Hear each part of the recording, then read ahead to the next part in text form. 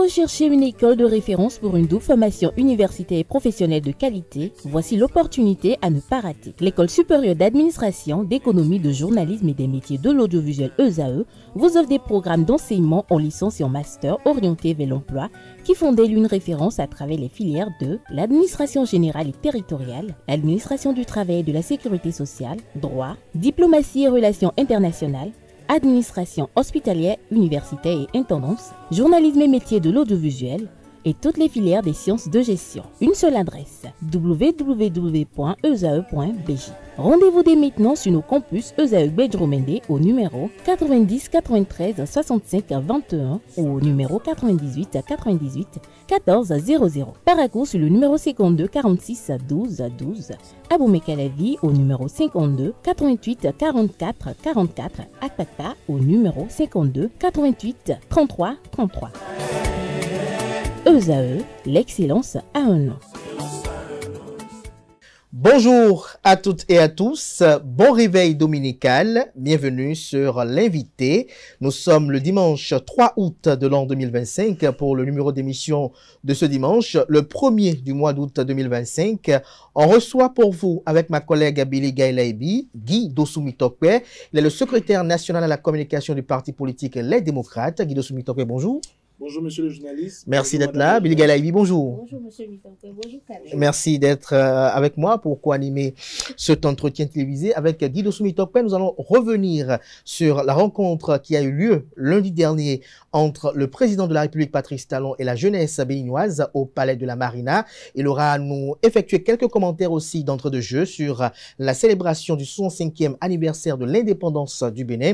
Guy Dossoumitokwe, bonjour à nouveau. Bonjour, monsieur le journaliste. Alors, on a vu, certes, l'ancien président Boniaï, président du parti politique Les Démocrates, dans une vidéo, justifier l'absence des démocrates aux manifestations officielles.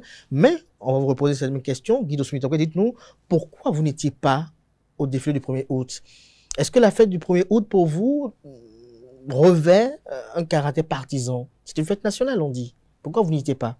Merci beaucoup, monsieur le journaliste. Oui. Je vous salue, madame.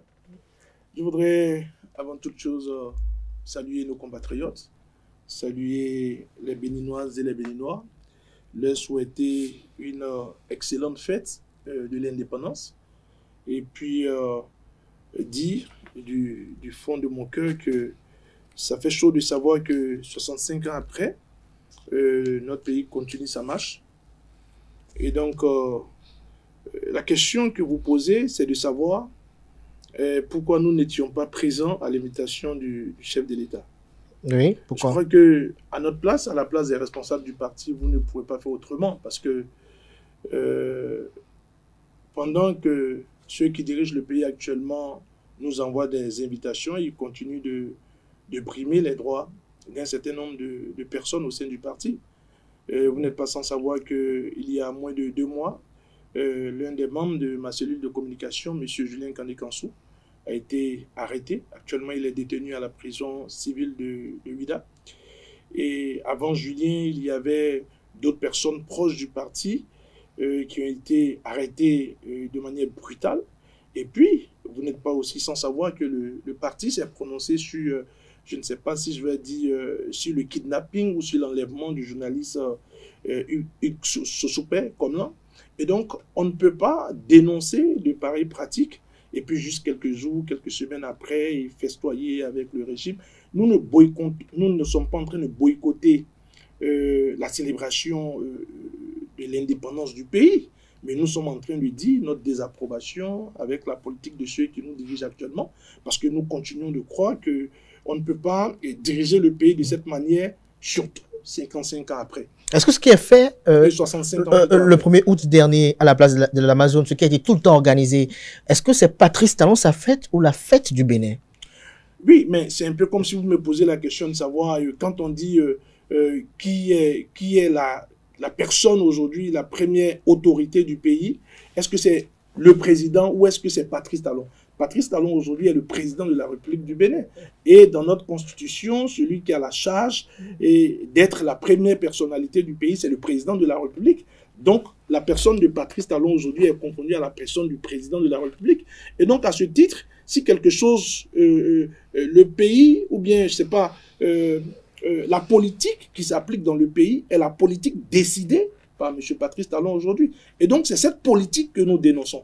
Je ne fais pas d'amalgame, je fais la distinction entre... Oui, mais est-ce que dénoncer cette politique vous empêche d'être présent aux manifestations officielles? On parle de manifestations officielles. Mais je vous retourne la question. Est-ce que vous-même, si vous étiez membre de la famille de M. Julien Kandé-Kansou, peut-être son frère, peut-être son père, peut-être son neveu, est-ce que vous comprendrez le comportement des responsables du parti politique dans lequel votre fils, votre frère, votre neveu milite, un parti pour lequel il se bat, un parti pour lequel il s'engage, alors qu'il a été incarcéré injustement, comme vous le constatez, comme le pays l'a constaté, que ceux qui ont fait cette arrestation est injuste, dont vous qualifiez, que voilà, les responsables du parti auquel appartient votre frère, votre neveu, votre ami, que les responsables de ce parti puissent aller s'asseoir auprès de ces personnes pour, voilà, soit dit-on, célébrer la fête de l'indépendance. Et donc, parfois, avant de faire nos jugements, parfois, avant de faire nos raisonnements, je pense qu'il est important qu'on puisse se mettre à la place de ceux qui subissent, à la place de ceux qui sont injustement traités et à la place de ceux qui souffrent. Mais est-ce que vous pensez que c'est le fait de ne pas participer qui va changer quelque chose? La belle preuve que nous en parlons. Voilà. Le fait de ne pas participer aujourd'hui, vous constatez qu'il y a une désapprobation qui est exprimée. Mais est-ce que vous avez suivi de loin les manifestations?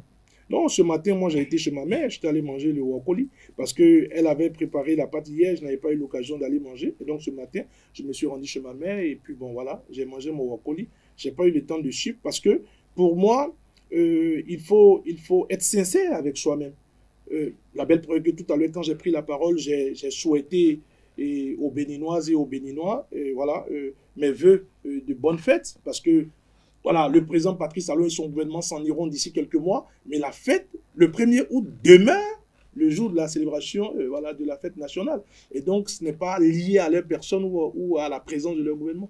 À la présence de leur gouvernement. Et vous qui aspirez à diriger aussi le Bénin après 2026, est-ce que vous serez partisan du fait que pour des décisions politiques ou peut-être pour certaines postures politiques, vos adversaires politiques boycottent la fête nationale? Est-ce que vous serez approbateur d'une telle posture? Cette question m'amène à dire que c'est d'ailleurs le bien fondé de l'existence d'un contre-pouvoir. Même si beaucoup pensent aujourd'hui qu'il faut voilà, de plus en plus s'éloigner de certaines terminologies telles que opposition et tout le reste. Il faut qu'il y ait voilà, des contre-pouvoirs, des pouvoirs qui essaient d'équilibrer le jeu politique. Et donc, si nous arrivons au pouvoir, et ça je pense que par la grâce du Seigneur, d'ici quelques mois, ça sera une réalité, si nous arrivons au pouvoir, qu'il n'y a pas de contre-pouvoir, qu'il n'y a pas de pouvoir pour équilibrer ce que nous faisons, ce que nous proposons, je crois que Blaise Pascal, des siècles avant moi, l'avait déjà dit. Le pouvoir corrompt, le pouvoir absolu corrompt absolument. Monsieur Mitakwe, on parle également de la rencontre de la jeunesse béninoise avec le chef de l'État, Patrice Talon, qui s'est tenu au Palais de la Marina le 28 juillet dernier. Et vous y étiez en tant que tête de délégation. Vous avez conduit la jeunesse au Palais de la Marina. J'aimerais vous demander ce que vous avez pensé de l'accueil. Oh, madame la journaliste, cette question, l'accueil, bon, d'abord, comme j'ai l'habitude de le dire aux uns et aux autres, à ceux qui nous suivent, qu'on ne fait pas une opposition pour s'opposer à tout. Et nous le démontrons tous les jours qui passent.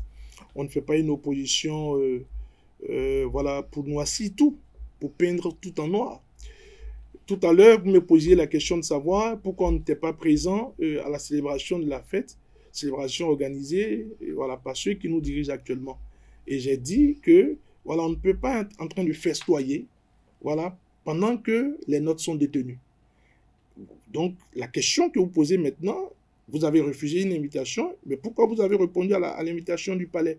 L'invitation du palais dénote d'abord du fait que nous sommes demandeurs du dialogue.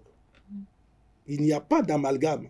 Parce que j'ai entendu beaucoup de commentaires, j'ai vu beaucoup de personnes faire des commentaires en disant, mais écoutez, voilà pourquoi ils peuvent aller s'asseoir avec celui dont ils dénoncent la politique. D'ailleurs, votre photo a fait le tour de la toile. Le tour de la toile. Beaucoup ont critiqué, on vous a vu sourire auprès du chef de l'État. Certains ont dit que votre posture à côté de Patrice Talon n'était pas appropriée à votre posture politique. Est-ce que vous répondez à tout cela? Oui, vous savez, c'est tout ceci que nous dénonçons, parce que cette photo, elle est apparue sur la toile. Il faut se poser la question de savoir comment. Cette photo est apparue sur la toile par ceux qui organisent la communication autour du chef de l'État. On était encore au palais de la République lorsqu'ils ont balancé la photo sur la toile. Mais l'objectif, c'est ça la question qu'il faut se poser. Quel est l'objectif? Puisque nous avons dit, nous avons estimé qu'on ne va pas en faire de trop, parce qu'avant d'aller au palais, on avait, au cours d'une séance de briefing, on s'était dit, mais est-ce qu'on communique avant d'aller au palais? Et ce que j'ai dit est sincère. Est-ce qu'on communique avant d'aller au palais? Et donc, vous avez décidé de ne pas communiquer. Bon, j'ai dirigé cette séance de travail et j'ai dit non, on va pas paraître comme si voilà, on était trop attaché à la communication et tout le reste. Et donc, on n'avait pas informé le peuple qu'on partait au palais. Et donc, les populations vaquaient à leur occupation quand d'un moment à l'autre, on voit une photo voilà, du secrétaire national de la communication du parti Les Démocrates derrière le président Patrice Talon avec un léger sourire. Donc, on se pose la question de savoir, mais qu'est-ce qui se passe? Et donc, c'est fait à dessein. C'est fait pour qu'on puisse créer la confusion. C'est fait pour qu'on puisse remettre en cause votre posture d'opposant. C'est fait pour qu'on puisse dire, est-ce que votre lutte est sincère? Mais en ce moment bien précis, nous avons réagi.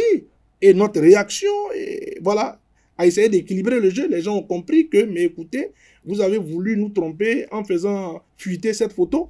Parce que nous, on n'avait pas nos reporters, on n'avait pas notre équipe de... Voilà, parce que c'est la présidence de la République quand même, et il faut faire un peu confiance. Donc, en faisant fuiter cette photo, l'objectif derrière, c'était de montrer que nous sommes des complotistes. Mais en réalité, nous, et ça je reviens sur la première question que vous m'aviez posée, c'est que nous avons répondu à cette invitation parce que nous sommes demandeurs du dialogue. Nous avons répondu à cette invitation parce que nous estimons qu'en 9 ans de gouvernance, ils n'ont pas créé un espace suffisant pour qu'on puisse se parler franchement. En 9 ans de gouvernance, ils n'ont pas créé l'espace nécessaire pour que non seulement les jeunes du Bénin puissent leur poser leurs problèmes, leurs difficultés quotidiennes, mais ils n'ont pas créé notamment d'espace pour que nous-mêmes qui sommes au sein des partis politiques, que nous puissions avoir l'espace nécessaire pour discuter avec eux. Et donc, lorsque j'ai conduit cette délégation, l'accueil, j'ai vu, voilà, je vais dire, la satisfaction dans le visage des uns et des autres. Bon, pour moi, dès l'entrée du jeu, j'ai cru que ce serait, voilà, c'était sincère, c'était franc. Parce que, écoutez, voilà, et le chef de file de ceux qui font une contre-proposition à nos propositions ou à notre gouvernance qui a conduit sa délégation. Parce que, faites un peu, estimez un peu l'envers du décor. On nous invite, on n'est pas présent, voilà, les jeunes sont là, mais ceux qui sont les principaux, je ne vais pas dire détracteurs, mais les principaux opposants ne sont pas présents. On se posera quelle question? Alors que, par essence, vous savez, de tradition, le Béninois est pour l'échange. De tradition, le Béninois est pour la discussion. De tradition, le Béninois souhaiterait qu'on se parle. Et c'est même d'ailleurs, dans notre langue, j'aime bien cette expression qui dit donc, c'est-à-dire en français? Voilà, en français, c'est juste pour dire on ne boycotte pas l'appel. Mais voilà, c'est les conclusions. Et il y a une très belle illustration par rapport à la descente que nous avons fait au palais. Lorsqu'on a répondu à cet appel, lorsqu'on a été présent, et qu'après la première phase, on nous a dit, bien écoutez, il y a un copieux déjeuner, voilà, on vous reçoit comme des hôtes de marque, il faut venir pour qu'on aille manger. Justement, pourquoi vous avez rejeté cette invitation? Non, madame, nous sommes des personnes cohérentes. Est-ce toujours une forme d'opposition?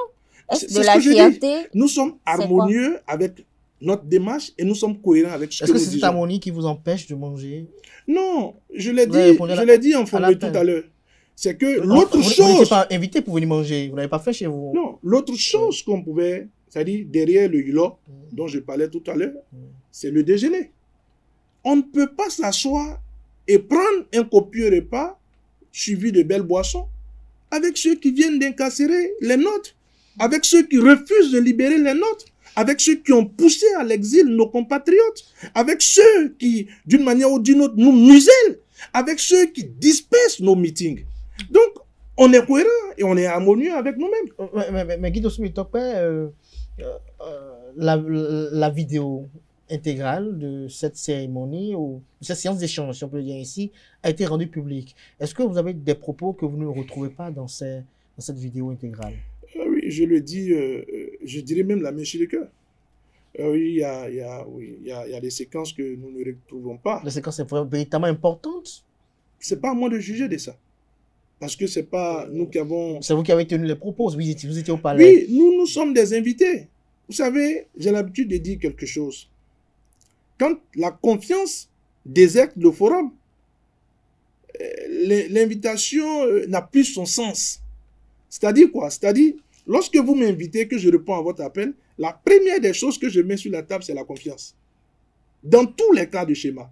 Madame, le jour où vous m'inviterez chez vous pour un repas et que je vous dis oui, la première des choses que j'ai mis sur la table, c'est la confiance. Ça veut dire que, voilà, vous êtes quelqu'un auprès de qui je peux manger, je peux boire. Monsieur Kader, le jour où vous m'invitez, baptême d'un de vos enfants, je sais pas, voilà, une sortie entre connaissances, si je réponds à votre appel favorablement, la première des choses que j'ai mis sur la table, c'est la confiance. Et donc, nous continuons de croire que à quelques mois de la fin de son mandat, le président Patrice Talon doit pouvoir inspirer les Béninois à continuer de se parler. Quand on se parle, j'ai l'habitude de dire, quand on se parle, on ne se frappe plus. Quand on se parle et quand on se parle bien, on ne se frappe plus. Et donc, nous sommes demandeurs du dialogue. Et donc, vous ne pouvez pas être demandeur du dialogue et boycotter justement, une invitation. Guy Mitopoué, vous êtes demandeur du dialogue. Vous étiez à ce dialogue-là lundi dernier au Palais de la Marina. On a vu un des vôtres qui a eu à faire la prison, qui a parlé au chef de l'État, a quémandé, si on peut le dire même, la libération des vôtres qui se retrouvent dans les geôles aujourd'hui. On a senti sur le visage du chef de l'État, dans les vidéos qui ont circulé, qu'il semble être touché par cette requête. Mais pourquoi au lendemain de cette requête-là, qui n'est pas encore traitée, ou dont vous ne savez pas si elle aura une suite favorable, non seulement juste après cela, vous n'allez pas au déjeuner et après, vous boycottez le défilé? Je ne sais pas de quel camarade vous parlez, parce que je crois que moi, j'étais le chef de file de la délégation du Parti Les Démocrates. Et donc, à ce titre, les questions que j'ai eu à poser, et les interventions que j'ai eu à faire, c'était en qualité de chef de file de la délégation des jeunes du parti. Je parle de Thibaut Ogou. Ah, Thibaut Ogou. Oui, effectivement, j'étais dans la salle avec lui, j'ai suivi son intervention, mais vous allez permettre... Il n'était pas là au nom des démocrates? Non, il n'était pas membre de la délégation du Parti Les Démocrates. D'abord, la première chose qui devait vous frapper, c'est que Thibaut était habillé en blanc. Il était habillé en blanc. Et donc? J'attire votre attention sur le fait que tous les représentants du Parti Les Démocrates étaient vêtus de noir. On était vêtus de noir parce que nous sommes tristes. On était vêtus de noir parce que nous sommes en deuil. On était vêtus de noir parce que nous continuons de croire que la place de Julien Kandé-Kansou, ce n'est pas la prison de Vida. Est-ce à dire que l'apparat de permettez, est-ce à dire que l'habillement de Thibaut Ogou, la couleur et tout, le message n'est pas le bienvenu? Est-ce à dire que le fait qu'il ait demandé à ce qu'on libère les vôtres, ce n'était pas à lui de le faire parce qu'il n'était pas habillé comme vous? Non, je ne remets pas en cause la couleur de la tenue du camarade Thibaut Ogou, pour qui d'ailleurs j'ai beaucoup d'estime. Je ne remets pas en cause cela et je ne le condamne pas non plus. J'attire plutôt votre attention sur le fait que les membres de la délégation du Parti Les Démocrates étaient tous vêtus de noir et que c'était significatif. En réalité, nous avons porté les gants parce que nous savons que ce peuple en veut à ce régime. Nous sommes conscients du fait que ce peuple en veut à ce régime. Et la requête de Thibaut Ogou, qu'est-ce que vous en pensez, ce qu'il a dit? Non, vous allez permettre que je ne puisse pas forcément rentrer dans un commentaire sur l'intervention du camarade. Les démocrates ont un problème avec Thibaut Ogou? Absolument pas. Absolument pas. Je pense que en demandant au chef de l'État... Il n'est plus proche des démocrates, Thibaut Ogou? C'est pas ça la question, cher camarade. Allez-y. Cher journaliste plutôt. Oui. Je crois que en demandant au chef de l'État d'être plus sensible à la libération des camarades qui sont incarcérés, je pense que le camarade Thibaut Ogou a fait preuve de sensibilité. Madame, je vous le dis, la main sur le cœur, même votre ennemi, ne priez pas qu'il fasse une seule journée derrière les barreaux. Ce n'est pas la place des hommes libres. Ce n'est pas la place des hommes honnêtes. Ce n'est pas la place des combattants, la prison. Et donc, nous, en faisant ce déplacement sur le palais de la présidence, voilà, on a pris ces dispositions afin que, d'abord, de manière visuelle, que notre interlocuteur puisse comprendre que nous sommes venus avec un message pour lui. Le message que nous sommes venus lui présenter, c'est que nous avons des camarades incarcérés. Et nous continuons de croire que la meilleure manière de les faire libérer, c'est pas avec la bagarre. C'est pas par la force, parce que ce sont des arrestations politiques. Vous êtes conscient que c'est pas avec la bagarre que vous allez les libérer? On n'a jamais été des incitateurs à la violence. On n'a jamais fait la promotion de la violence. Nous avons, mais écoutez, celui qui est aujourd'hui le premier responsable du parti Les Démocrates, il a dirigé ce pays pendant 10 ans. Combien de personnes étaient derrière les barreaux? Il a dirigé ce pays pendant 10 ans. Combien de personnes étaient à l'exil? Et si vous le permettez, au cours de cette émission, on aura le temps de revenir dans les détails. Justement. Parce que lorsque le président Patrice Talon posait la question de la différence entre les deux gouvernances, il y a trop à dire. Et donc, juste pour vous dire que le fait que le président Yahya Boni soit à la tête du parti Les Démocrates aujourd'hui est un message très fort de la posture et de l'attitude que nous devons adopter au sein de ce parti. Nous ne sommes pas violents. Nous ne sommes pas violents. Et vous avez eu le temps de le constater lorsque nous avons répondu favorablement à cette invitation. Mais donc pour moi... Je ne vous coupe pas, mais quelles étaient vos attentes ou les attentes de la jeunesse, de ceux qui Non, étaient d'une manière globale, au terme de ces en échanges. répondant favorablement à cette invitation, la première des attentes, c'était d'abord qu'on puisse se parler. Qu'on puisse se parler sincèrement et qu'on puisse démontrer au président Patrice Talon, avec beaucoup de respect, que peut-être qu'il a été de bonne foi, mais voilà, sur beaucoup de questions, il est passé à côté de la plaque, comme on le dit, comme l'expression le dit. Avez-vous senti de la sincérité dans ces déclarations, dans ces propos? Nous, on était sincères. Et lui? Ah non, je ne peux pas qualifier ça, parce que je sais que nous, on était sincères. Et j'ai l'habitude de vous le dire, quand on est dans la vérité, on est droit dans ses bottes. Vous pensez que Patrice Talon, lui, n'était pas dans la vérité? Non. Quelle est votre opinion sur la qualité des échanges que vous avez eus? On a vu qu'avec vous, il y a eu même des échanges interactifs. Alors, est-ce que, en toute honnêteté, lorsque on vous dépouille de votre manteau politique, Guido Soumitokpe, est-ce que Patrice Talon manquait de sincérité devant vous hier?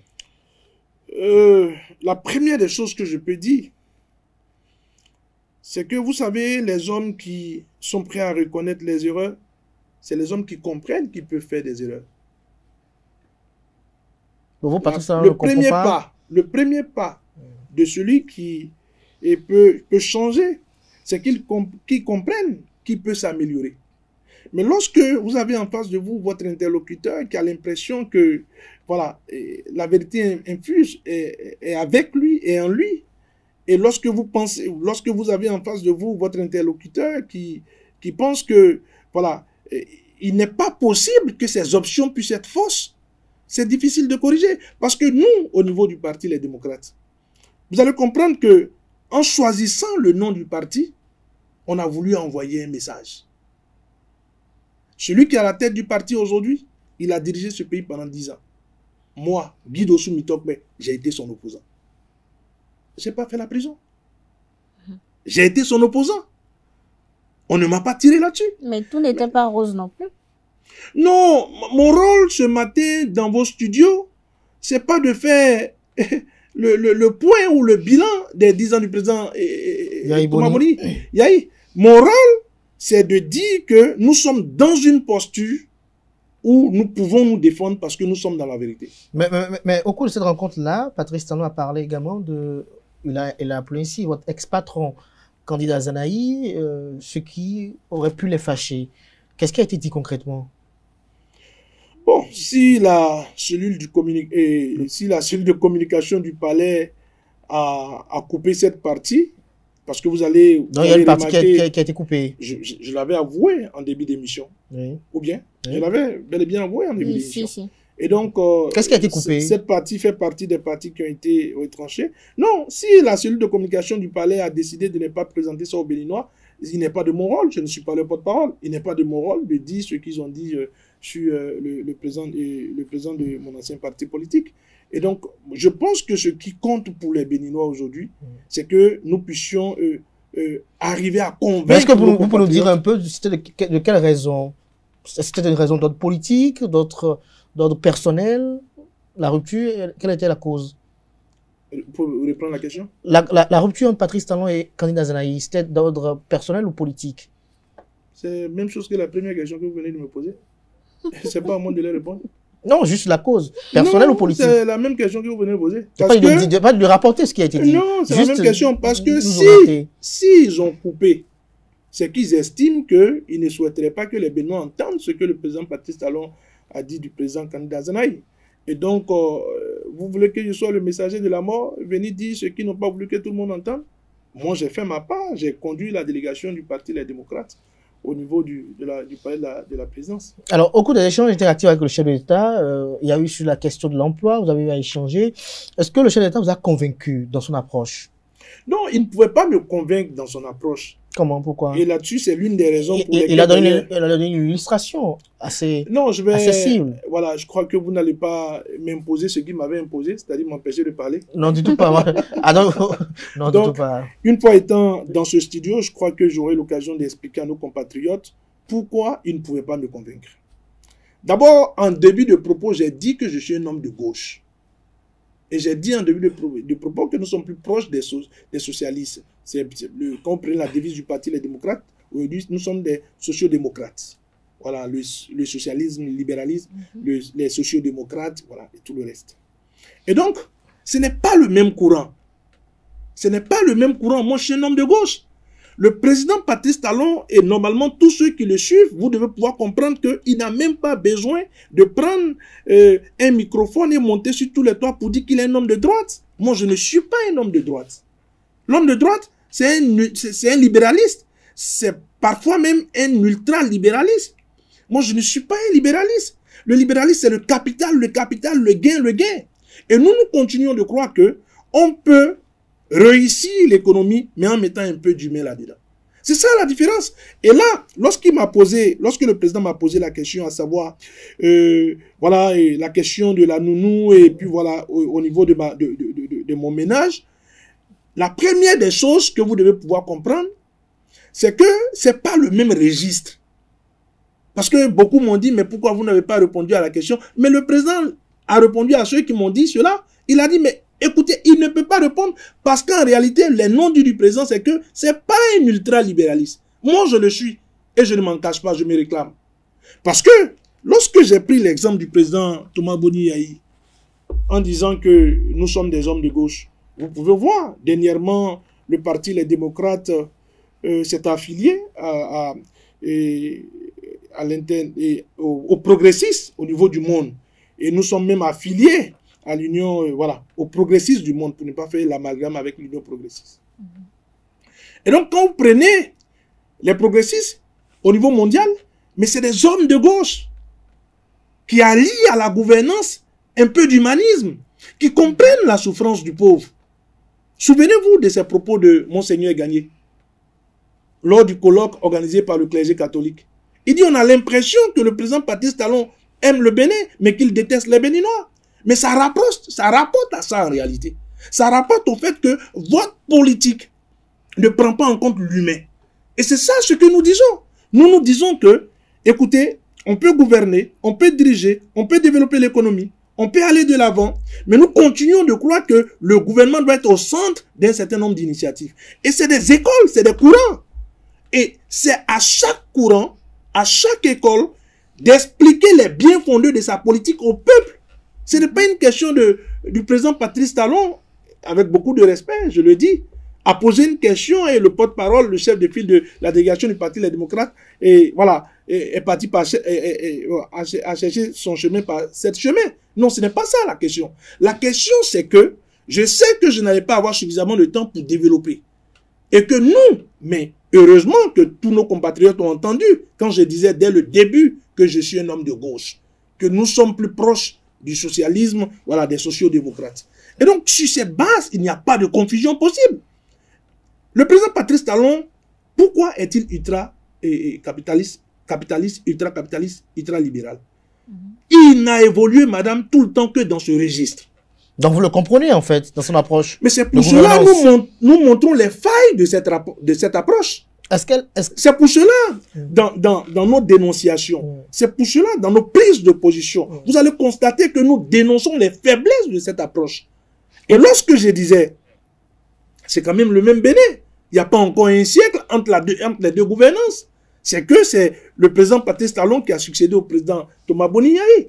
Et lorsque, à la présidente de la République, le premier point auquel, sur lequel je me suis accroché, en faisant la différence entre les deux gouvernances, j'ai pris le côté social. J'ai dit, mais écoutez, demandez aux jeunes qui sont dans la salle.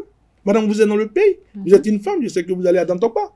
Mais combien de nos compatriotes peuvent aujourd'hui partager 3 repas copieux par jour? Disons-nous la vérité. Sur ce plan, c'est un échec. C'est échec et maths. Et le président l'a reconnu. Et donc, je finis rapidement, monsieur le journaliste. Oui. Et donc, nous, au niveau du parti Les Démocrates, c'est une nouvelle offre. Nous montrons que 10 ans avant vous, le président Thomas Boni Yayi était là.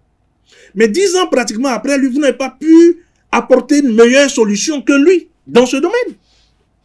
Et donc, c'est ce que nous soutenons. Vous étiez opposant à Boni Yayi, vous avez dénoncé les scandales, les questions de mauvaise gouvernance, de malgouvernance également. Bon, Patrice Talon, dans son allocution, en parlait en filigrane de microcrédits octroyés presque gratuitement. Et il a parlé également de social qui consistait quand même à distribuer des ressources de l'État au lieu de faire des choses pour le bien commun. Alors, Guy Dossou-Mitokwa, aujourd'hui, est-ce que vos propos actuels résultent de votre posture politique ou de la conviction de l'acteur politique que vous êtes? Oui, c'est beaucoup plus la conviction de l'acteur politique. Et pour cela, je vais d'abord vous dire qu'il faut respecter nos compatriotes. Vous savez, ce n'est pas parce que Dieu a délié votre langue, ce n'est pas parce que vous êtes un bon tribun, voilà, qu'il faut dire une chose et son contraire, voilà, du jour au lendemain. Je ne suis pas ici pour parler de la gouvernance du président Thomas Boni Yayi. Parce que, autour du président Patrice Talon, ils sont payés pour le faire, qu'ils le fassent. Ils sont payés pour parler de la gouvernance de Boni Yayi? Ils sont payés pour dénigrer la gouvernance. Non, écoutez, vous n'avez pas dit que vous aussi vous êtes là pour dénigrer Patrice Talon? Non, ils dénigrent parce que nous, quand on parle, on apporte des preuves.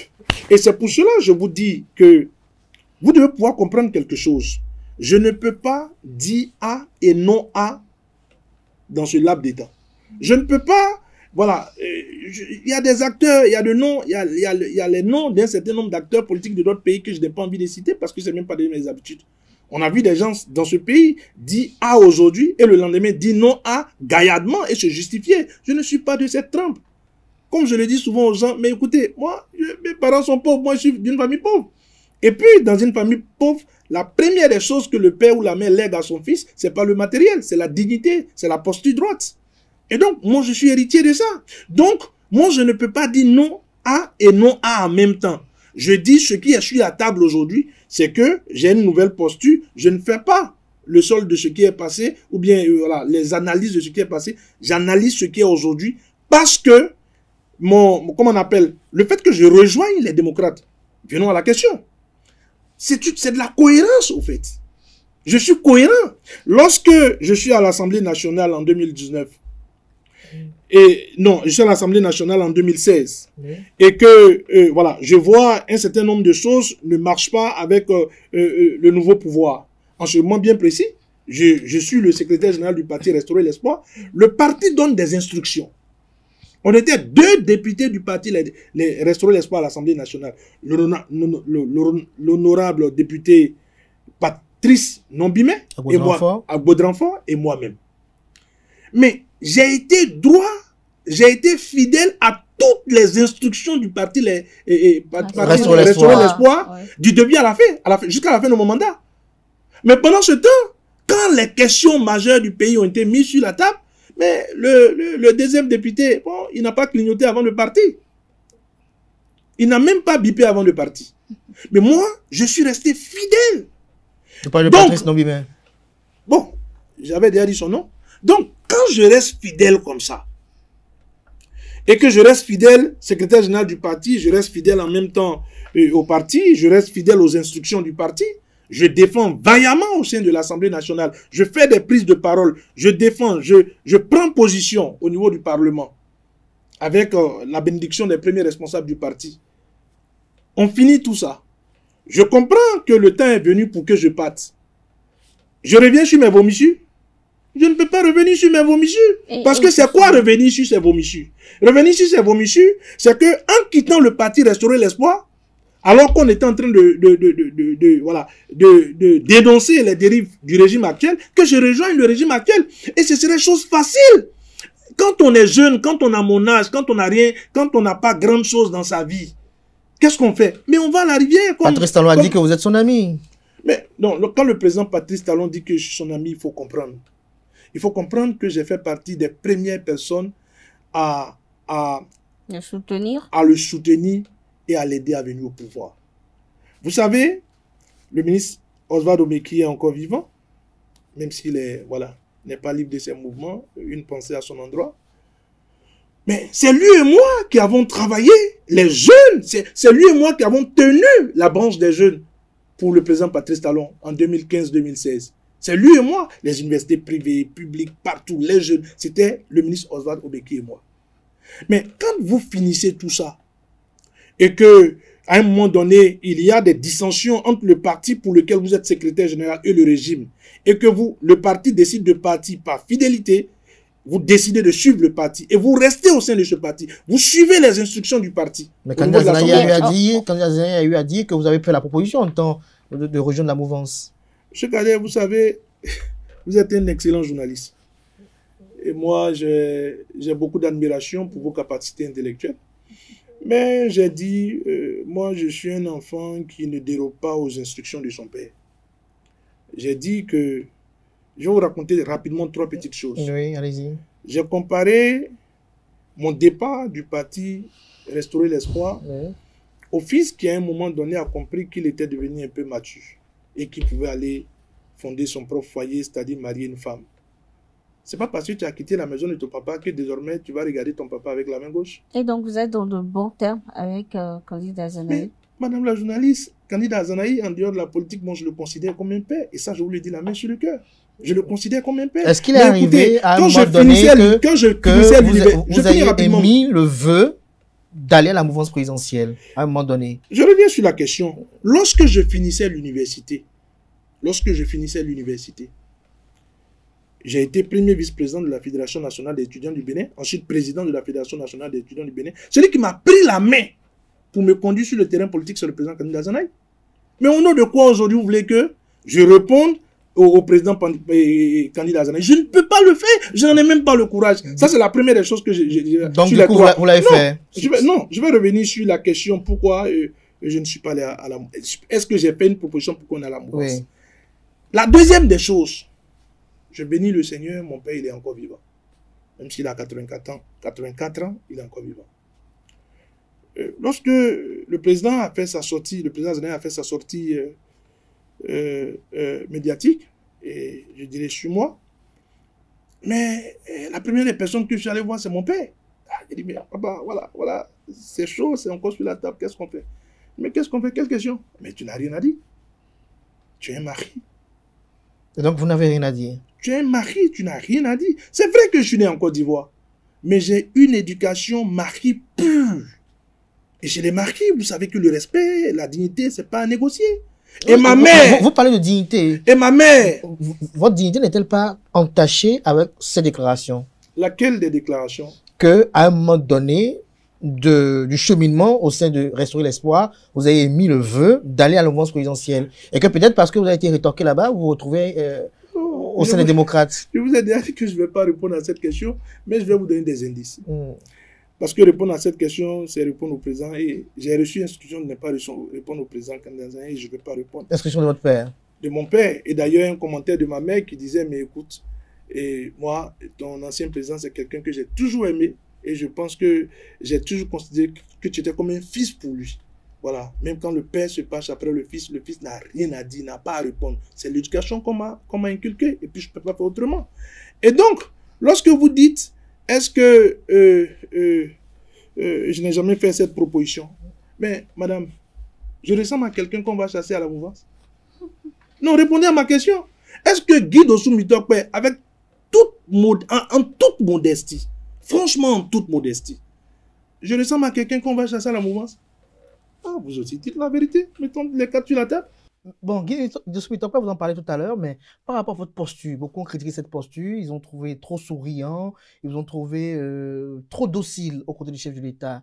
Qu'est-ce que vous avez à répondre à ceux qui vous ont dit ça? Non, je crois d'abord que est-ce que c'est trop souriant, trop docile? Vous savez, j'ai parlé tout à l'heure de l'équipe de communication qui a fait les montages. Peut-être que vous avez peut-être souri peut-être une seule fois. Et puis ça peut revenir à plusieurs fois quand on fait ce que vous appelez souvent en journalisme les gros plans. Mais hormis ça, je ne crois pas que on va dans un tel contexte au palais de la présidence pour voilà renfroigner la mine. Non, renfroigner la mine comme si voilà on était venu pour un combat sur un ring. Non, je ne crois pas. Et de l'autre côté, ce que vous dites, la posture que j'ai adoptée quand j'étais arrêté, je le dis et j'insiste là-dessus. Vous savez, au-delà de tout ce qu'on dit, même si je suis de l'opposition, il s'agit quand même du chef de l'État. Il s'agit du président de la République qui voilà, m'a appelé à ses côtés. C'est vrai que je ne fais pas partie de ses partisans. C'est vrai que voilà, je dénonce une bonne partie de sa politique. Mais n'en déplaise, il est le président de la République. Et de l'autre côté, il y a aussi que, je l'ai dit tout à l'heure, vous allez permettre que je puisse revenir là-dessus sans que cela ne soit voilà, trop redondant. Mais moi, je suis mari. Moi, je suis un mari.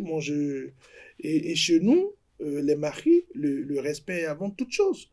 Vous avez, une fois de plus, je vais encore dire une autre expression dans notre langue. Quand on veut parler du chef de l'État, on dit, voilà, mais c'est celui que, voilà, qui convient, voilà. Le respect. Le respect et tout ça.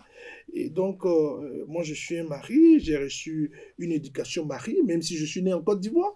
Mais je suis mari de père et de mère. Et donc, à ce titre, je pense que je ne peux pas mettre mes deux mains dans la poche, ou bien une main dans la poche, alors que je suis en présence du président de la République.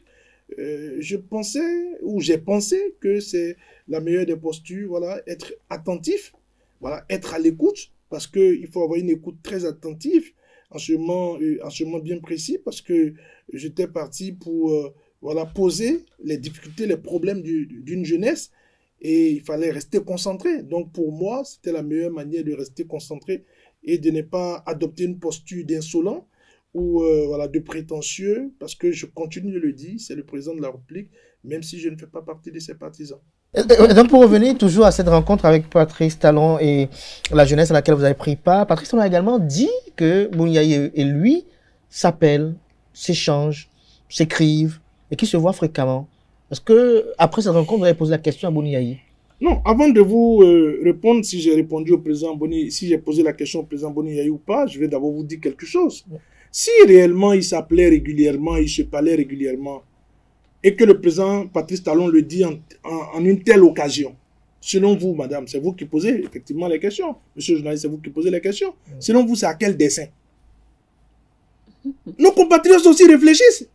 Non, nos compatriotes réfléchissent. Si le président, je dis... Peut-être que ça vous prouve qu'il n'y a pas de problème entre eux. Non, je vais mieux vous répondre. Oui. Si le président Boni et le président Patrice Talon s'envoient des messages, s'écrivent, s'appellent, même se voient, et que le président Patrice Talon, alors qu'il a reçu la jeunesse de son pays, devant les caméras les plus sophistiquées de notre pays, parce que les caméras de la présidence sont supposées être les caméras les plus sophistiquées de notre pays. Il fait une telle déclaration. Mais c'est à quel dessein? C'est pour montrer que le président Boni n'est pas crédible, ou bien c'est pour montrer que vous, les démocrates, vous êtes dans ce combat-là, mais vous êtes complices, vous n'êtes pas crédibles.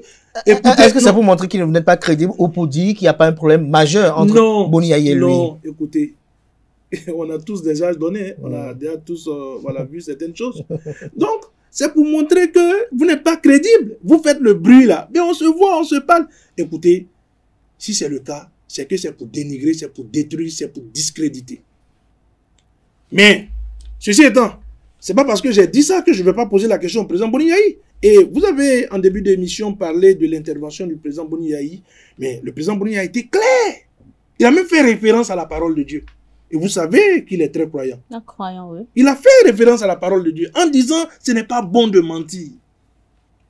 J'ai envoyé des messages au président Patrice Talon, mais dans le cadre de la libération de ces jeunes pour qui je compatis, dans le cadre de la libération de ces jeunes qui ne sont pas coupables, Il a dit. Et il est encore allé plus loin. La dernière fois que le président Patrice Talon et moi on s'est vus, mais c'était à l'occasion du compte rendu. L'avant-dernière fois, c'était quand il avait reçu la délégation du parti. Et la dernière fois, je crois que c'était le 10 juin, mais c'est pas le 12 juin 2024, à l'occasion du point que nous devons lui faire après avoir quitté Niamey. Parce qu'on est allé éteindre le feu entre Cotonou et Niamey. Mais éteindre le feu, mais toujours le paradoxe demeure. Parce que la décision n'appartient pas. Là, ceux qui doivent enlever les bois sous le feu, ce n'est pas le président Boni Yayi, c'est ceux qui sont au pouvoir.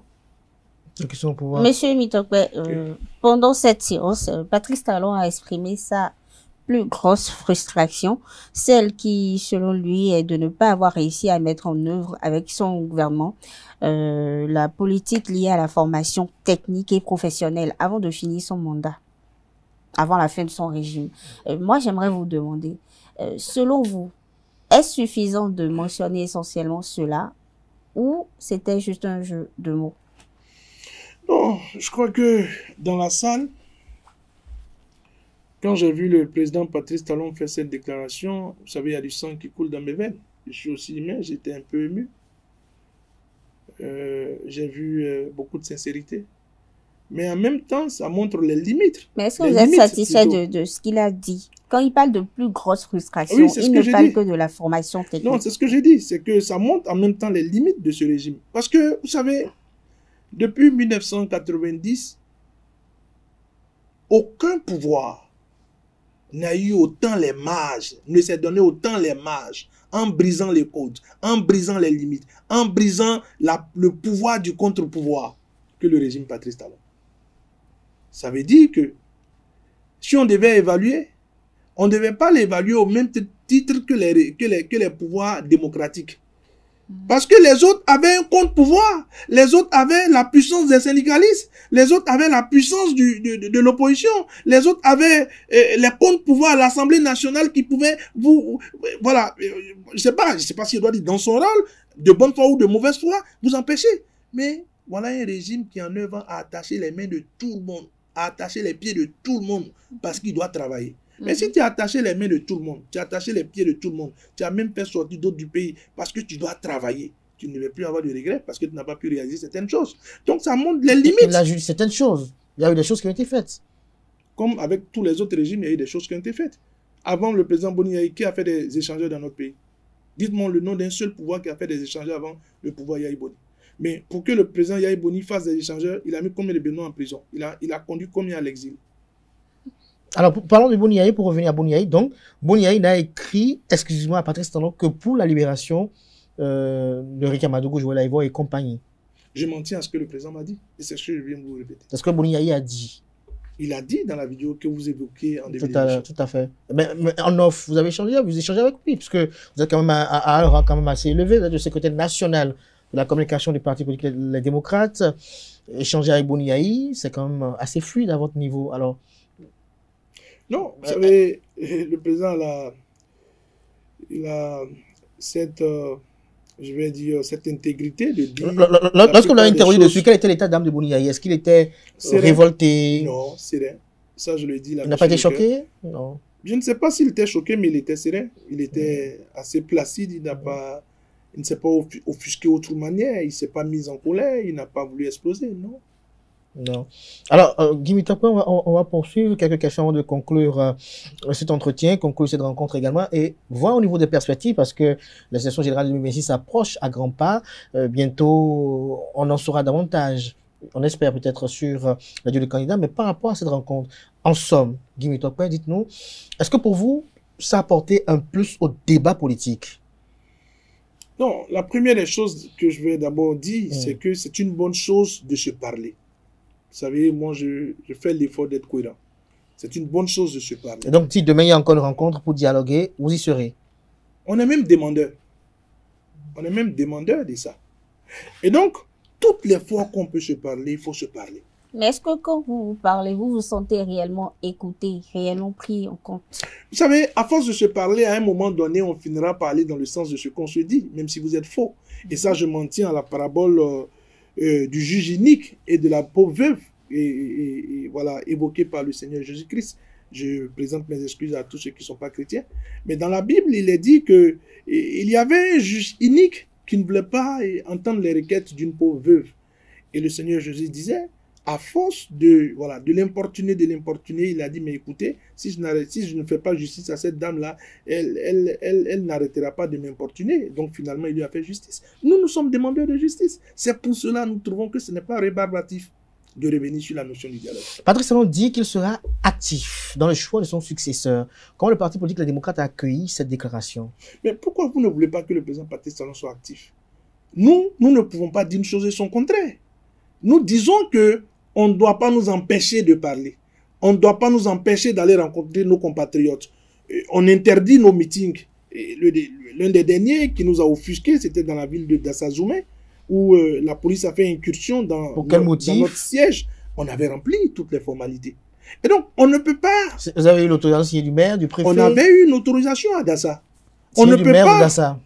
Mais écoutez, on avait une autorisation, M. Cadet, vous pouvez demander... Non, vous pouvez prendre le numéro du responsable d'Assa du Parti Les Démocrates, et après l'émission, vous consultez un journaliste. Non, mais là, je suis avec le secrétaire national de la communication du parti. Je vous donne les informations qui sont à ma disposition, M. Cadet.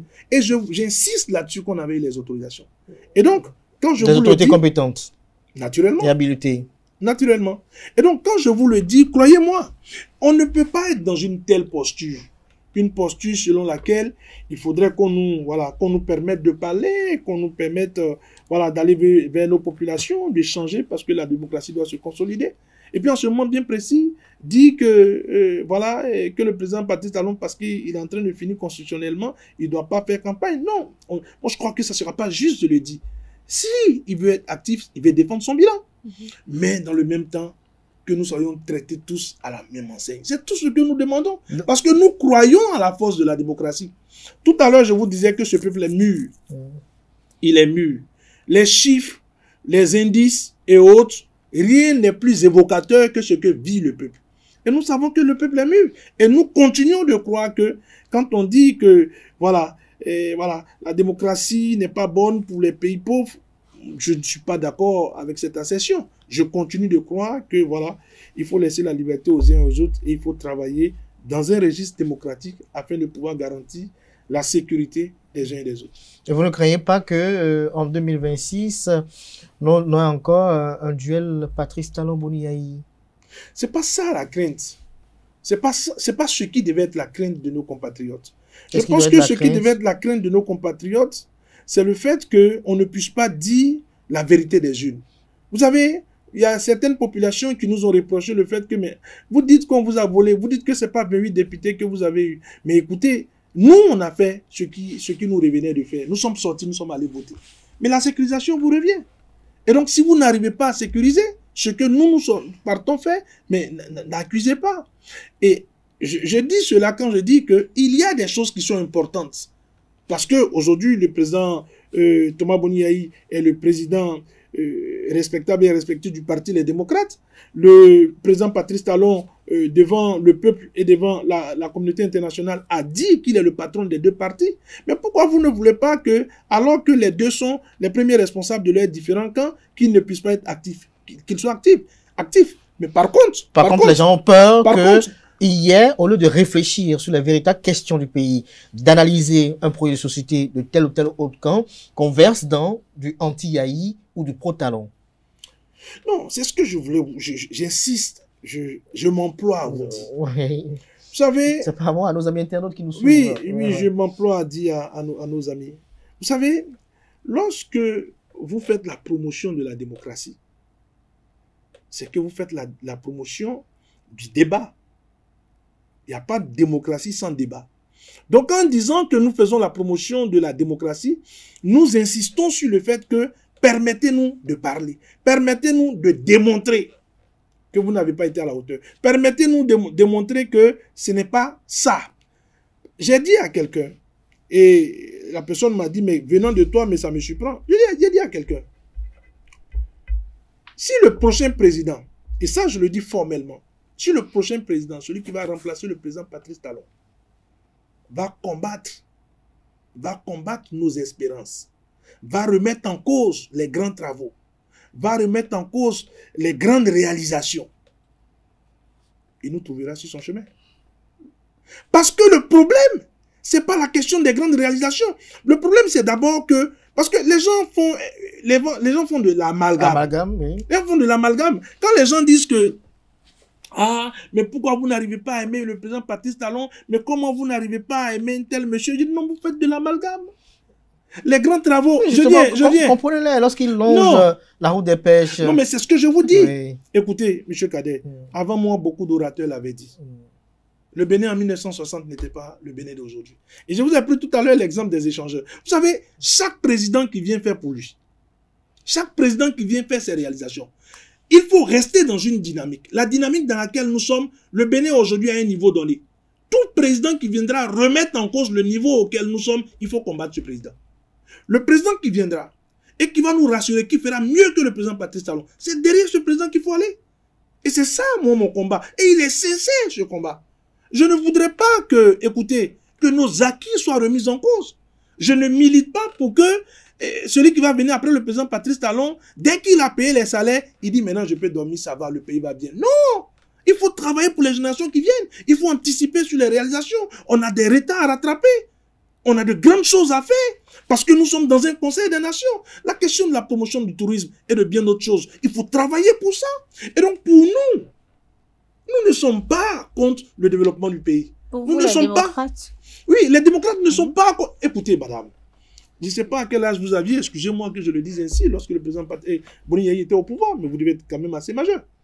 Mais écoutez, il y a des réalisations qu'il faisait. Nous-mêmes qui étions à l'opposition, on ne pouvait pas en faire la promotion parce qu'on était à l'opposition. Mais ce n'était pas des choses à remettre en cause. Donc, naturellement que le président Patrice Talon fait des choses, fait certaines choses pour lesquelles il ne faut pas remettre en cause. Mais le président qui viendra et qui pensera qu'il faut encore remplir les géoles, qui pensera que seulement par voie électronique, qui pensera qu'il faut pousser les gens à l'exil parce que lui veut travailler, qui pensera qu'il faut remplir les prisons parce que lui veut travailler, qui pensera que dès que ça ne va pas, il faut envoyer la police, il faut envoyer les militaires, tabasser, ligoter parce que lui veut travailler. On n'en a pas besoin.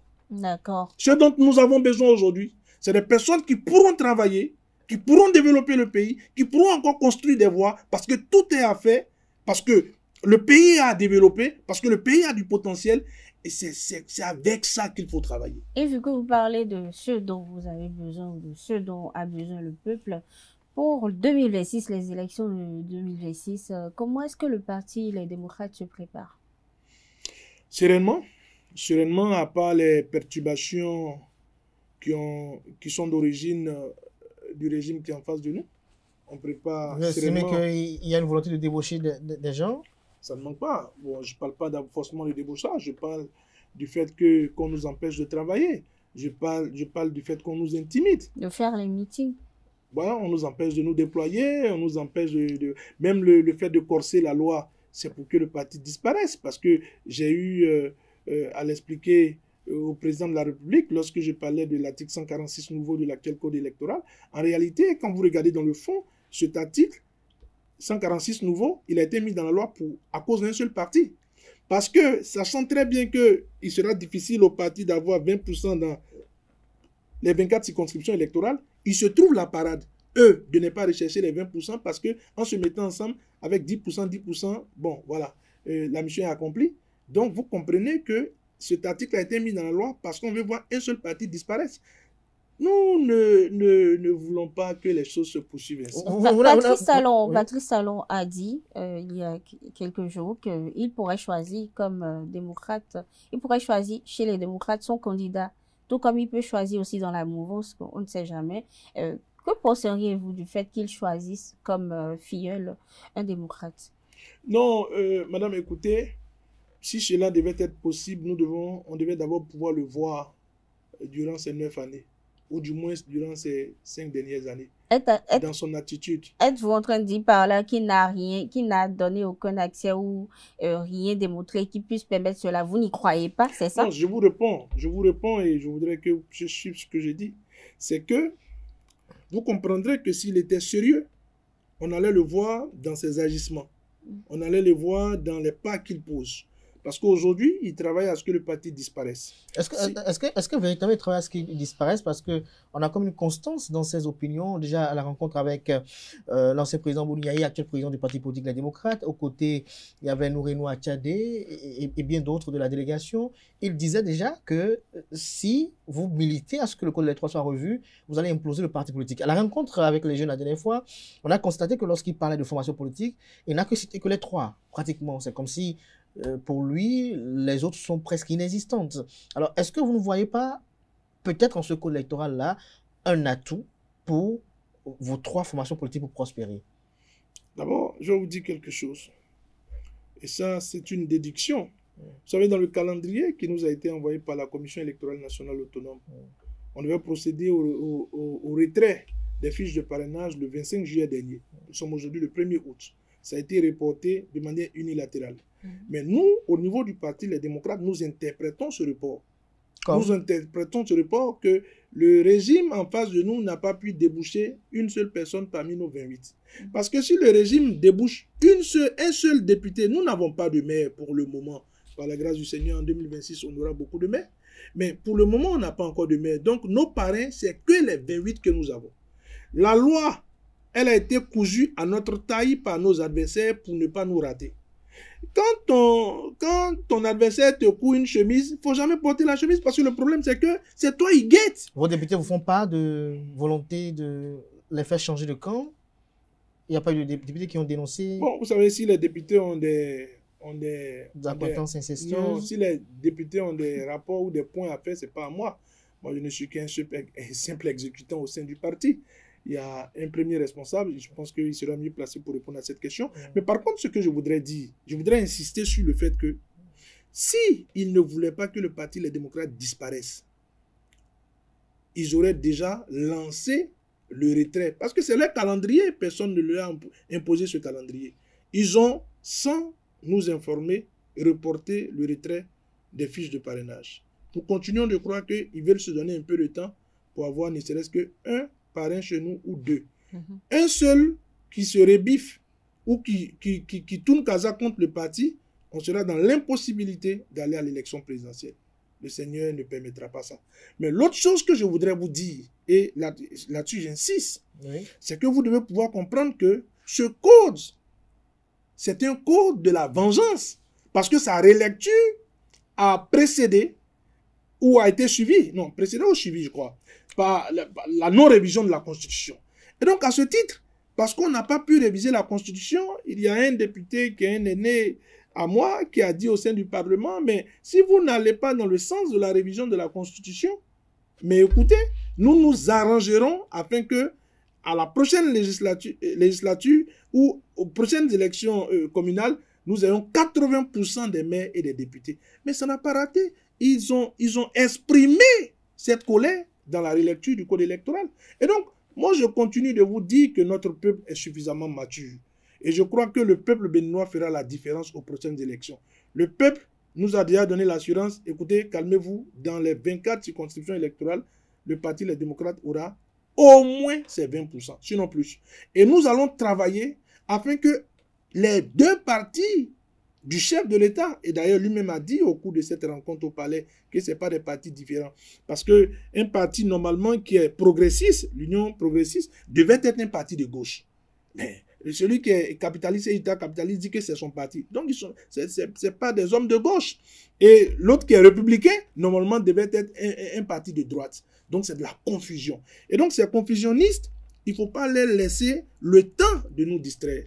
Et à ce titre, le peuple a dit, comme vous avez fait le combat pour que la relecture soit une réalité, et ils n'ont pas voulu revenir sur leurs décisions, nous, le peuple, nous allons vous donner les 20% au moins dans les 24 circonscriptions électorales. Nous allons faire ce combat et ensemble, nous allons les aider eux-mêmes à ne pas avoir les 10%. Est-ce que vous avez déjà connaissance de positionnement pour les prochaines législatives? Quand est-ce qu'on connaîtra votre duo de candidats aussi à la présidentielle? Non, pour le duo de candidats, monsieur le journaliste, tous ceux qui me posent cette question, je leur ai dit, mais écoutez, c'est un peu comme un jeu de damier. Actuellement, on est dans un registre qui est comme un jeu de damier ou un jeu d'échecs. Vous ne poussez votre pion. Mais est-ce qu'à l'interne, vous avez en filigrane, est-ce qu'à l'interne, même si vous n'évoquez pas, est-ce qu'à l'interne, en filigrane, vous avez vous voyez en filigrane le profil, Oui, les profils éventuels. oui. Tous ceux qui ont au moins 40 ans. Non, est-ce que c'est est-ce que c'est tous ceux qui ont au moins 40 ans au sein des démocrates ou il y a déjà une short list? Non, il n'y a pas de shortlist. C'est que tous ceux qui ont au moins 40 ans qui ne sont pas frappés par les critères pour être nos... Donc tout militant démocrate qui a 40 ans peut être candidat. Et qui est compétent et qui remplit les critères, ouais, pour être le candidat. Dimitar, vous êtes sincère? Très sincère. Très sincère à ce niveau. Billy Labi, la dernière question, oui. Ma dernière question, c'est concernant les Vodou Days. Vous, en tant que chrétien, que pensez-vous de cette initiative-là mise en place par le gouvernement depuis quelques années, les Vodou Days? Les Vodou Days. Mhm. Oh, madame la journaliste, je m'attendais à toutes les questions sauf cette question. Vous me créez des problèmes. Merci. Je pense que je ne pourrais pas répondre à cette Merci question. à vous, Guy Mitokwe. C'est un rituel au cours de cet entretien. Vous allez regarder droit dans votre caméra et dire quelques mots à Ma l'endroit, caméra est où? droit devant vous là. Voilà, la caméra au bout. Vous allez dire quelques mots à l'endroit de ces militants, sympathisants du Parti des démocrates qui ont reçu cet entretien, ceux qui nourrissent des espoirs en votre personne et en celle du Parti politique des démocrates. Merci infiniment. Je voudrais, avec beaucoup de foi et beaucoup de sincérité, dire à nos compatriotes que le parti n'a pas changé. Le Parti des démocrates n'a pas changé. Et on ne saurait trahir leurs espoirs et leurs espérances. Et que le président Yahi Boni, qui m'a confié cette lourde responsabilité, continue d'être le même. Et comme ils le savent, vous savez, quand on triche avec son comportement, on peut se tromper. Mais quand on est sincère dans son tempérament, le président Yahi ne fait pas exprès d'être humain et humaniste. Il est. Et donc, c'est quelqu'un qui a un grand cœur. Et donc, le Parti Les Démocrates est un parti qui prône la chaleur humaine, le cœur humain dans la gouvernance d'un pays. Et nous pensons que si l'économie compte, si la progression au niveau de l'économie compte, prendre en compte les questions humaines, prendre en compte les difficultés humaines, fait partie aussi de la bonne gouvernance. Et donc, nous sommes un parti de gauche et nous n'en avons pas honte. Nous continuons de croire que l'État doit être au cœur d'un certain nombre d'initiatives. Et même si nous travaillons pour que les initiatives et les ambitions puissent être libérées, nous continuons de croire que l'État doit pouvoir soutenir les plus faibles. Et nous travaillons à ce que, lorsque vous nous confierez ce pays, que l'État puisse soutenir les plus faibles et aller vers de l'avant, de progrès en progrès. Et soyez rassurés, nous n'avons pas changé, nous ne comptons pas changer, parce qu'en vérité, nous avons pris un serment, nous avons pris des engagements, et nous allons honorer ces engagements avec vous et pour ce pays. Merci à vous, Guy Dossou-Mitokwe, pour ce moment d'échange. Chers amis internautes de cet entretien, on retiendra que l'invité à l'entame a tenu à saluer les Béninois et les Béninoises. Il leur a souhaité une belle célébration du 65e anniversaire de l'indépendance. Il a eu à justifier leur absence, ceci par le fait qu'ils ont des proches qui se retrouvent en prison et donc ils ne peuvent pas être aux côtés du président Patrice Talon pour dire qu'ils sont en fait. On ne fait pas une opposition pour s'opposer à tout. Nous a laissé entendre Guy Dossou-Mitokwe au cours de cet entretien. Il a fait savoir qu'ils ont répondu à l'appel du palais du lundi dernier, notamment de la rencontre entre le président Patrice Talon et les jeunes, parce que le parti politique Les Démocrates est demandeur de dialogue. Et lorsque je l'ai interrogé pour savoir, est-ce que si demain, s'il y avait encore une volonté de dialogue, est-ce qu'ils se répondront pour présent? Il a eu à dire oui, parce qu'ils sont constamment demandeurs du dialogue, parce qu'il faut que les fils et filles entre eux puissent dialoguer. Lorsque je l'ai interrogé sur la question de Thibaut Ogou, il a apprécié l'essence de la question, mais il n'a pas voulu commenter l'acteur même, Thibaut Ogou. On a senti un peu gêné, si on peut le dire ainsi, sur cette question. Lorsqu'il a été interrogé également sur Candide Armand-Marie Azanaï, Guy Dossou-Mitokwe nous a fait savoir qu'il a reçu l'instruction de son père et de sa mère, de ses géniteurs, de ne pas répondre à Candide Armand-Marie Azanaï, qui pour lui reste et demeure un père. Il a eu à partager avec nous quelques anecdotes avec Candide Azanaï, notamment anecdotes à travers lesquelles on peut comprendre que c'est Candide Azanaï qui l'a amené à la politique. Il nous a fait la confidence que la partie où le chef de l'État se justifiait ou donnait des explications par rapport à la pomme de discorde entre lui, Patrice Talon et Candide Azanaï, il a fait savoir que cela a été coupé dans la vidéo intégrale qui a été rendue publique. Pour lui, la politique de Patrice Talon ne met pas l'humain au centre. Il a argumenté dans ce sens-là, parce que lorsqu'on l'a réinterrogé sur la question de l'emploi qui a été objet de débat du berger à la berger entre lui et Patrice Talon, il a fait savoir que pour lui, la politique de Patrice Talon n'a pas l'humain au centre. Il a fait savoir également que lorsque Patrice Talon a fait savoir que Boni Yayi et lui s'écrivent et s'appellent, pour lui, ce n'est que dans la vision de dénigrer Boni Yayi, car pour lui, Boni Yayi a fait savoir, et il a fait savoir dans une vidéo dans laquelle il disait les raisons pour lesquelles ils ne seront pas au défilé, que Boni Yayi a écrit à Patrice Talon exclusivement pour la libération des leurs qui sont en prison, et que Boni Yayi a rencontré Patrice Talon la dernière fois en 2024 lorsqu'il revenait de Niamey lors d'une visite, pour ne pas dire d'une mission, si on peut le dire ainsi. Il a dénoncé les interdictions de meeting, il a fait cas du cas de Dassa qui est le plus récent, et donc pour lui on les empêche de travailler sur le terrain. Guy Mitokwe a fait savoir qu'il va combattre toute personne qui après 2026 viendra remettre en cause les acquis de Patrice Talon, et il nous a fait la confidence de ce que si jamais il adviendrait qu'on débauche un député au sein du Parti politique et démocrate, notamment entre les 28 qu'ils ont actuellement au Parlement, ça veut dire que le Parti politique et démocrate se retrouve handicapé et dans l'impossibilité de pouvoir participer à l'élection présidentielle de 2026. Et donc pour lui, l'heure est toujours à la remobilisation, et donc c'est question de stratégie, raison pour laquelle jusqu'à l'heure actuelle nous n'avons pas connaissance du le candidat du Parti politique et démocrate. J'espère que j'ai été récapitulatif. Comme d'habitude. Merci à vous, Guy Mitokwe. Je rappelle que vous êtes le secrétaire national à la communication du Parti politique et démocrate, Billy Galaibi. Merci d'avoir conduit avec moi cet entretien. Merci à vous, chers amis internautes. Ainsi pour enfin l'invité de ce dimanche. Merci pour l'attention. Belle suite de programme sur ESAE TV. Et n'oubliez pas le rendez-vous du JT à 19h.